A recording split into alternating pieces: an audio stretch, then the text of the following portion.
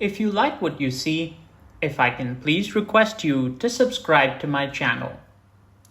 So what is a leveraged buyout? A leveraged buyout comprises the acquisition of a company with almost entirely borrowed funds. In a leveraged buyout, the ratio of debt to equity will be as high as possible. In terms of the exact value of this ratio, this will depend on the market lending conditions, how much return the investor is hoping to make, and the cash that the purchased company is going to generate. So how exactly are returns really generated in leveraged buyouts? The first way is simply by paying down debt and thereby increasing equity ownership. Investors are also able to improve profit margins. A profit margin is simply the net profit divided by the revenue. And they do this by eliminating unnecessary expenditure. In light of the improved margin, the company now can be sold at a higher multiple. This happens due to a margin expansion. But what about time horizons? And how do investors exit? What companies are good targets for leverage buyouts? Typically, leverage buyouts are held between 5 to 7 years.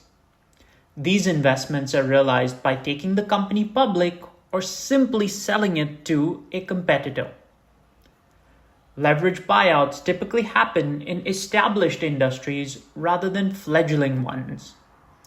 Best candidates are companies with strong cash flows, well-established products, strong management teams, and viable exit strategies. So what are some of the pros and cons of these buyouts?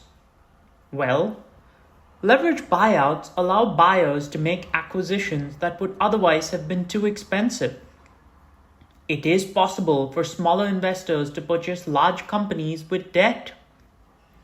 By leveraging the target company's assets and cash flows to secure borrowed funds, interest payments become tax deductible. From the company standpoint, the injection of capital can assist in turning things around, assisting in rescuing the company. However, leverage buyouts do entail a high level of debt, and there is tremendous susceptibility to interest rate fluctuations. Acquisitions almost always present bumps along the path, since integrating businesses can be fraught with difficulties.